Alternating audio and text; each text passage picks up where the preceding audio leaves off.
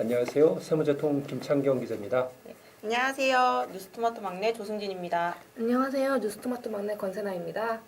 오늘부터 본격적으로 세상의 모든 것은 재테크로 통한다. 세무제통 시간을 시작하겠습니다. 지난주 촬영한 첫 회가 유튜브에 올라온 거 보니까 많이 좀 어색하고 낯설더라고요.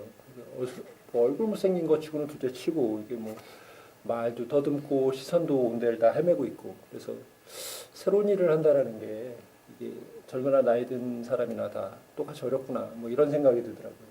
권 기자는 어땠어요? 유튜브 봤는데 준비할 게 너무 많은 것 같아서 하지만 그래도 더 많이 준비해서 잘해보겠습니다. 조 기자도 비슷했어요. 저도 화면 보는데 너무 쑥스럽더라고요. 그래도 한번 쑥스러움 참고 질문 열심히 해보도록 하겠습니다. 제가 개인적으로 사진 찍는 걸 굉장히 좋아하는데 이 사진 찍히는 건 정말 싫어하거든요. 그래서 이 사진도 아니고 영상으로 보려니까 죽을 맛이더라고요. 차차 나아지긴 하겠죠. 그럴 거라고 믿고 계속 가보도록 하겠습니다. 그럼 이번 주에는 무슨 얘기를 해보도록 할까요? 제가 선배가 연재하는 기사 주식으로 10억 벌기 기사를 이번 주에 올리신 거를 봤는데 건설주 관련 종목들을 많이 담으셨더라고요. 그게 굉장히 앞으로 좀 호재다 이렇게 생각하시나 봐요? 그렇다고 할 수 있죠. 사실 이쪽에 관심을 갖기 시작한 거는 작년 한 11월, 12월 이쯤부터였던 것 같아요. 그래서 제가 관심을 가진 이유는 뭐 있는데 뭐 그건 나중에 차차 얘기하기로 하고 뭐 사실 지난주 최근에만 하더라도 압구정 아파트 뭐 시세가 갑자기 6억이 올랐다 이래갖고 한참 화제가 되기도 했잖아요. 그럼 오늘은 한번은 이것들에 관련해서 한번 두루 얘기를 해보도록 하죠. 이번에 오세훈 시장이 당선된 이후에 건설주가 급등했다는 기사를 본 적이 있는데요. 이런 게 뭐 혹시 연관성이 있는 건가요? 뭐 선거 때부터 오른 건 아니고요. 이게 좀 들여다보면 작년 10월쯤부터 오르기 시작했다라고 봐야 될 거예요. 그래서 그러다 올해 초에 한 1월, 2월 두 달쯤 조정을 했고 그 다음에 이제 시장 선거 한 달 앞두고 3월서부터 다시 오르기 시작한 거죠. 여당 후보나 야당 후보나 이게 둘 다 부동산 시장, 아파트 가격 급등 이거를 문제 삼아서 이거하고 관련된 공약을 들고 나왔으니까 그리고 그거하고 관련이 클 수밖에 없겠죠. 그런데 한 가지 이해가 안 되는 게 있어요. 제가 알기로는 박영선 민주당 후보나 오세훈 국민의힘 후보나 둘 다 모두 대규모 신규 공급을 공약으로 내려고 나왔는데 차이점이라고 하면은 박영선 후보는 공공주택을 많이 짓겠다고 했고 오세훈 후보는 도시정비 사업 쪽에 힘을 줬거든요. 근데 오 후보가 당선되니까는 건설주가 더 오르는 것 같아요. 권 기자 서울 살죠? 네, 이번에 누구 찍었어요? 안 가르쳐 드립니다. 비밀 투표 아니에요? 그럼 본인이 이번에 투표를 하는데 최근에 아파트 가격 많이 올랐던 게 영향을 줬다라고 생각을 해요? 상당 부분 그런 것 같은데요? 뭐 많은 사람들이 사실 그랬을 거예요. 그래서 그것 때문에 건설주가 조금 더 주목을 받았을 거고. 근데 서울시장 선거가 아니라도 그동안 건설주가 다른 업종에 비해서 좀 많이 눌려 있긴 했었어요. 소외됐었죠. 그러니까 작년에 그 코로나19 사태 이후에 주가가 상승할 때 뭐 4차 산업혁명 관련주다 아니면 뭐 빅이라고 하죠. 그러니까 뭐 배터리, 바이오, 인터넷 게임 같은 거 이런 성장주들이 막 엄청나게 날아오를 때 건설주는 완전히 소외돼 있었거든요. 그러면 코로나19 때문에 건설업체들이 뭐 실적이 엄청나게 타격을 받았느냐, 그래서 뭐 실적이 엄청나게 무너졌느냐, 사실 뭐 그러진 않았거든요. 방어는 잘한 편이었어요. 거기다가 주가도 싸니까 굉장히 좀 매력적이었었거든요. 투자자들이 그냥 단지 관심을 두지 않았다 뿐인 거지. 그러다가 하반기에 이제 증시가 많이 오르고 사람들이 덜 오른 종목을 좀 찾다가 보니까 그러면서 이제 건설주도 조금씩 부각이 되기 시작했고 또 올해부터 건설 경기가 조금 나아진다라고 하니까 그런 전망이 이제 늘어나면서 주가가 이제 오르기 시작한 거예요. 그럼 처음에 당연히 상승은 이렇게 출발을 했던 거고 그러다가 이제 서울시장 앞두고 이제 기대감 같은 게 좀 모이면서 다시 반등을 시작을 했던 거죠. 두 후보가 힘을 준 공공과 정비 사업이 건설주에 어떤 영향을 주는 건지 궁금해요. 이렇게 보면 될 거예요. 그러니까 공공주택의 대표적인 예가 LH공사가 공급하는 휴먼시아, 뭐 이게 대표적이겠죠. 그러니까 이런 휴먼시아 아파트는 어떻게 짓느냐면 그 아파트 지을 땅을 LH가 통째로 다 매입을 해요. 뭐 농지가 됐든 노후주택이 됐든 뭐 그런 동네를 쌓아 개발을 해서 건설사가 그러니까 LH가 건설사들한테 자 모여봐라 우리가 이제 아파트를 지을 건데 그 아파트를 좀 지어달라 얼마에 지어줄래 해갖고 입찰을 해요. 그러면은 건설사들이 거기에 참여해서 뭐 가격 경쟁을 하든 뭐라든 건설사들로서는 그 일감을 따내야 되는 거죠. 이게 어떻게 보면 그 대기업한테서 납품 받아갖고 그 물건 제조해서 공급하는 제조업체랑 좀 비슷한 모양새죠. 그 매출 규모는 그 사업 규모에 따라서 다르겠지만 이익률은 아마 그렇게 높지는 않을 거예요. 그러니까 하청이라는 게 그렇잖아요. 또 건설사 중에는 하청을 주는 데들도 또 있고. 그럼 오 후보간에 세운 정비 사업이랑은 뭐가 다른 거예요? 정비 사업이라는 거는 재건축이나 재개발을 말하는 거예요. 그러니까 재건축은 낡은 집 부수고 크게 새로 짓는 걸 말합니다. 그러니까 옛날에 지은 왜 주공 아파트 5층짜리 저층 아파트들이 많잖아요. 그러니까 이런 거 허물고 30층짜리 새 아파트로 높게 올리는 거죠. 그리고 이거하고 좀 재개발이 다른 게 재개발은 그 옛날 노후주택들, 빌라라든지 단독주택들 모여 있는 그런 동네를 이제 구획을 나눠서 싹 허물고 새로 아파트 단지로 짓는 거. 이게 이제 재개발이라고 해요. 그래서 제가 이제 광명시 사는데 광명시 이제 광명동 쪽이 지금 한창 이제 구획 나눠 갖고 그 재개발이 진행 중이고 아파트를 이미 이제 공급 중인 데들도 있고요. 또 올해 작년에 이제 한창 화제가 됐던 장위동 그 사랑의 교회인가요? 정광훈 목사님 계신데 거기 그 장회동도 한창 재개발이 진행 중이죠. 그 공공사업이 LH가 주도해서 땅을 확보하고 아파트 단지를 공급하는 것이다라고 하면 이쪽 정비사업 쪽은 기존에 살던 집주인들이 있거나 땅 주인이 있는데 여기 이분들이 주민들이 조합을 만들어서 개발 사업을 주도하고 건설사가 아니면 땅을 확보해서 뭐 분양을 하고 이런 식이죠. 그러면 공공주택이나 개발 사업이나 둘 다 이제 집을 짓는 거는 똑같은 거네요? 근데 집을 짓는다는 건 똑같은데 거기에서 발생하는 개발이라는 게 있겠죠.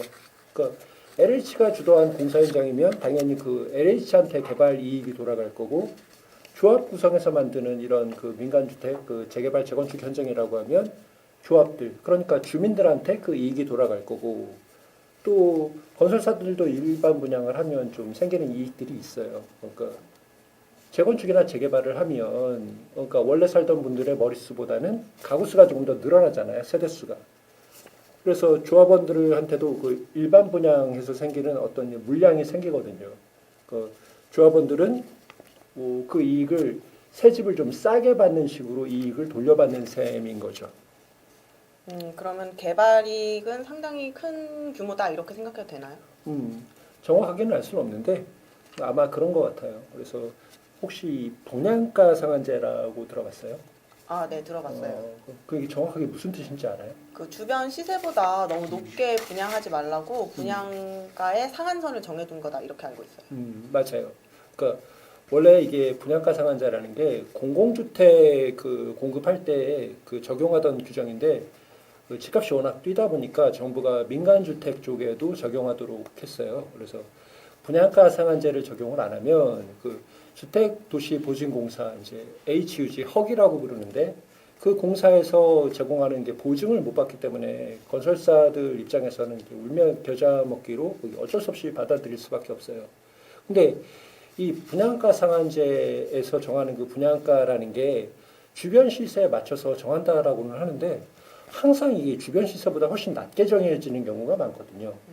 그러니까 주변하고 시세차가 워낙 크다가 보니까 일단 분양에 넣어서 당첨만 되면 바로 주변 시세하고 비슷하게 올라가기 때문에 뭐 최소 1억, 뭐 많게는 한 3, 4억 그 자리에서 바로 올라버리기 때문에 그래서 이익이 생긴다라고 해서 이 로또 분양이라는 말이 거기서 나왔어요. 그러니까 이것 때문에 제도 도입할 때 초기에 건설사들이나 조합, 뭐 여기하고 정부하고 좀 갈등이 많았었죠. 그래서 그 대표적인 사례로 볼 수 있는 게 한남동에 있는 그 한남 나인원 그 단지였어요. 아, 한강 대로변에 있는 그 아파트 말씀하시는 거죠? 한남동 대로변에 있는. 거기 유명한 연예인들 많이 산다던데. 아, 맞아요. 뭐 지드래곤도 산다고 하고 전지현도 네. 산다고 하고 그렇더라고요. 근데 여기가 원래 그 외국인 아파트들이 있던 자리예요. 저층 아파트 있던 자리인데 여기를 340세대 단지로 재건축하는 사업이었거든요. 그러니까 세대 수는 그렇게 많지는 않은데 워낙에 이게 노른자 땅이라서 뭐 거길 또 더군다나 80평짜리, 90평짜리, 막 100평짜리 이렇게 최고급 대형 아파트로 재건축을 한다고 하니까 이 시세가 엄청날 거라고 다들 예상은 됐었어요.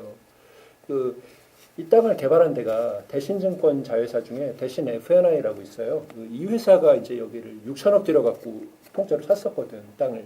그래서 왜 그 도로 건너편에 유명한 아파트 중에 또 한남 더 힐이라고 있잖아요. 그 당시에 여기 시세가 뭐 엄청났으니까 그러면은 여기 시세를 감안해서 여기 분양가 정해서 그 분양을 하면 아마 대박이 날 거다. 그래갖고 그 당시에 대신증권 주가가 오르고 뭐 난리가 났었거든요. 근데 이 단지가 분양가 상한제 폭탄을 맞은 거예요. 그래서 이때 시행사, 그러니까 대신 F&I가 그 근처 한남 더힐이라든지 이런 아파트 시세 참고해서 우리는 분양가를 얼마에 책정하겠다라고 해서 내놓은 가격이 평당 6,347만 원이었어요. 그런데 주택도시보증공사가 제시한 가격이 평당 4,750이었어요. 이게 평당 1,600만 원이나 차이가 난 거예요. 평당 1,600만 원이면은 대충 잡아도 80평이면 12억 되고 100평이면은 16억이네요. 이런 집이 340이면 얼마예요? 그러니까 뭐 수천억쯤 될 거예요. 그 정도 차이가 난 거죠. 그래서 그 가격대로 그냥 분양을 했다라고 하면 애초에 지금 시행사하고 생각한 거하고 너무 벗어났잖아요. 차이가 나 있으니까. 그래서 대신 F&I가 이렇게 뭐 꼼수라고 해야 되나 이런 걸 좀 생각을 해냈어요. 그게 어떤 방법이었냐면 처음에 그냥 분양을 하지 않고 아예 그냥 임대주택으로 내놔버린 거예요. 임대주택으로 4년을 굴리다가 그 분양 전환이라고 하죠. 세입자들한테 그 분양을 받을 수 있는 권리를 주는 거 이렇게 아예 싹 바꿔버리는 거예요. 그러면 분양 전환하는 단지에는 분양가 상한제가 적용이 되지 않을 테니까 이런 방법을 동원을 했죠. 그래서 이게 뭘 떠올려 보면 좋으냐면 작년에 한참 이슈가 됐던 판교 10년 그 공공임대 아파트들이 있어요. 이 아파트들이 10년차가 돼서 분양 전환을 했었거든요. 그거랑 좀 비슷한 거예요. 그때는 판교에서는 이제 시세대로 그 당시 시세대로 감정평가액을 정해서 분양을 했었거든요. 뭐 실제로는 사실 그 시세보다 조금 싸게 감정평가를 해서 주민들한테 이제 부담을 조금이라도 좀 줄여주려고 하긴 했지만 뭐 아무튼 이렇게 머리를 굴렸는데도 정부가 결과적으로는 이제 정부가 여러 가지 규제를 들이대야 됐고 결과적으로는 대신 쪽에서 베끼드는 걸로 이제 끝나는 분위기 같아요. 이거 보면 재건축, 재개발 사업의 어떤 개발이익이라는 게 이게 무지무지하게 크구나. 뭐 이 정도는 대충 눈치를 챌 수가 있죠. 또 한남 라인원은 워낙 좀 특수한 데라서 좀 이익이 컸기 때문에 서로 생각 차이가 크기도 했고 그래서 이런 엄청난 개발 이익을 건설사나 조합 아니면은 분양을 받는 사람 정부 이거 누가 갖고 가느냐 이 차이로 갈리는 거예요. 보통 건설사가 더 많이 가져가게 되나요? 뭐 그건 아니에요. 그러니까 정비 사업이라는 게 조합원이 있으니까 그들한테 가는 몫이 제일 크고 뭐 아파트 건설하는데 참여하는 데가 단순히 건설사 한 군데만 있는 게 아니잖아요. 그러니까 그 참여한 많은 업체들한테도 이렇게 좀 고루 나눠 갖긴 하겠지만 개발 이익 자체가 큰 거는 이제 확실하죠. 그래서 조합원들이 원하는 대로 분양가를 높인다라고 하면 건설사 혹은 이제 조합원들한테 돌아가는 이익이 그만큼 클 거고 반대로 분양가 상한제로 이제 분양가를 높이지 못하고 낮춰서 정하게 되면 분양 그 당시에 분양 받는 사람들 그 사람들이 이제 그 개발이익이라는 걸 n분의 1로 나눠 갖는 셈이 되는 거죠. 이거 마치 요즘에 그 공모주 청약할 때 왜 머릿수대로 나누는 비례배정이라는 거 있잖아요. 그러니까 소수한테 돌아가던 이익을 여러 사람한테 나눠주는 거. 뭐 요거는 좀 닮은 것 같아요. 하기에는 여럿이라고는 하지만은 이게 분양 그 높은 경쟁률을 뚫고서 분양 당첨된 사람들한테만 가는 거니까 그래서 이제 로또 당첨이라고 하는 거니까 그냥 부러울 따름입니다. 이 저처럼 혼자 사는 사람들은 청약 가점이 높지 않아 갖고 평생 가야 서울에서 이런 분양 당첨될 확률이 1도 없거든요. 그래서 이런 사업을 벌이면은 LH에서 하청받아 하는 것보다 돈을 더 많이 벌 수 있다는 뜻인가요? 그렇습니다. 그렇죠. 그런데 공공개발하는 곳들이 엄연히 있는데 이런 곳들은 주민들이 공공주택으로 재건축, 재개발을 원한 것 아닌가요? 맞아요. 그렇긴 해요. 근데 그건 정부에서 주는 인센티브 때문에 그래요. 그러니까 요즘은 정부도 공공주택 짓는 사업장에다가 그 일반 세대수, 일반 분양 세대수를 늘려서 그 사업성을 좀 높일 수 있게 용적률을 좀 높여주기도 하고 또 각종 인허가 절차를 좀 빨리빨리 진행할 수 있게 패스트트랙으로 통과할 수 있게 해주는 등 뭐 여러 가지 당근책 이런 것들을 좀 걸고 있어서 공공주택 개발을 선택하는 데들도 있긴 있어요. 그래서 재건축실이라는 조합들 보면 그 일부 조합원들이 공공주택으로 짓자 막 이렇게 해서 요구를 했다가 서로 막 싸우고 조합원들 간에 갈등을 빚는 경우도 있고 그래요. 그렇지만 그럼에도 불구하고 아직까지는 그 민간주택으로 짓길 바라는 집주인들이 훨씬 많은 게 사실이죠. 만약에 권 기자가 지금 낡은 아파트에 살고 있어요. 네. 그리고 그 집을 재건축한다고 해요. 근데 공공하고 민간 재개발 중에서 둘 중 하나를 선택하라고 해요. 그래서 공공으로 하면은 용적률을 높이는 대신 임대 가구가 아무래도 좀 많이 들어올 거고 민간 주택으로 지으면 나중에 또 분담금을 내야 될 수도 있거든요. 그런 부담도 좀 있긴 해요. 근데 아마 민간으로 지으면 시세 차익에 대한 어떤 뭐 이런 기대감 같은 게 있겠죠. 권 기자는 어느 쪽 선택할 것 같아요? 지금은 돈이 없어서 모르겠지만 분담금 낼 여력이 있다면 네. 당연히 민간주택 아닐까요? 아마 그럴 거예요. 이게 더 좋은 자재 쓰기도 하고 평면도 더 좋다라고 하더라고요. 그래서 그만큼 분양가는 더 비싸긴 한데 뭐 유명 아파트 브랜드 있잖아요. 이런 걸로 지어갖고 그렇게 해야지 시세가 좀 오를 거다. 사람들이 다 그런 믿음이 좀 있어요. 그래서 이게 사실 부정하기가 힘든 사실이거든요. 그러니까 똑같은 동네에 있어도 LH 아파트랑 레미안 아파트랑 푸르주 아파트랑 비교를 해보면 시세 차이가 나잖아요. 그러면 그동안에는 왜 이걸 못했죠? 재건축 아파트는 그러니까 주변 시세에 미치는 영향력이 워낙에 커요. 그래서 재건축한다고 하면 일단은 시세가 바로 뛰는데 그러면은 그 아파트만 뛰는 게 아니라 주변 아파트들도 같이 뛰거든요. 그러니까 정부가 이렇게 주가 가격이 급등하는 걸 좀 막기 위해서 재건축 재개발 사업장의 어떤 사업성 이걸 일부러 조금 떨어뜨리고 눌러서 그래요. 그래서 용적률을 좀 낮게 적용한다든지 뭐 기부 체납 액수를 뭐 되게 크게 막 매긴다든지 임대주택 의무 비율 이걸 막 높인다든지 뭐 이런 식으로. 그런 규제를 오세훈 시장이 낮춰준다는 거였네요. 그렇죠. 그래서 근데 오 시장이 이제 당선되면서 이제는 부동산 이런 그 정비 사업 관련한 그 어떤 재건축 재개발 규제가 완화될 거다. 그래서 이런 기대감이 생기니까 어떻게 됐어요? 그 강남 재건축 후보 아파트들 시세가 막 뛰기 시작했잖아요. 압구정현대 단숨에 막 6억 원 올랐다라고 하고 그 재건축 시세가 너무 민감하게 반응을 하니까 오 시장도 이제 뜨고 하고 이제 바로 압구정하고 목동하고 성수하고 여의도 이 네 군데를 그냥 거래 허가 지역으로 묶어버렸었죠. 그래서 오 시장한테 배신당했다는 말도 나오던데요. 그렇긴 해요. 근데 오 시장님도 그 공약대로 완화를 해주고 싶었겠죠. 근데 단기간에 시세가 너무 뛰니까 어쩔 수 없었을 거예요. 사실은 그게 좀 아이러니이긴 해요. 그러니까 아파트 가격 급등 때문에 정부 심판하겠다면서 오 시장을 뽑았는데 사실 오 시장님은 아파트 가격을 자극시킬 만한 이런 그 재건축 재개발 관련한 공약을 내건 분이거든요. 그러니까 하지만 그 지금 허가제 꺼냈다라고 해서 아마 공약을 거꾸로 돌리지는 않을 거예요. 그러니까 허가제로 바뀐다라는 건 이 시장이 투기판이 되지 않게 이게 거래를 불편하게 만들겠다라는 그 의도지 재건축을 아예 막겠다라는 게 아니거든요. 그래서 허가제로 바뀌기 전에 지금 사겠다고 사람들이 막 몰리는 바람에 뭐 압구정 매물이 없다라고 하죠. 그러면 이제 건설주를 사면 될까요? 저기다 캐릭터 되겠어요. 그러니까 디스니 종목 뭐 이런 식으로. 제일 좋은 건 압구정 현대 아파트를 그냥 사는 거예요. 근데 우리한테는 그럴 만한 돈이 없잖아요. 그러니까 주식 시장에서 이제 기회를 엿볼 수밖에 없겠죠. 주가라는 게 해당 기업이 돈을 더 많이 벌 수 있느냐 뭐 이런 걸 움직이는 거니까.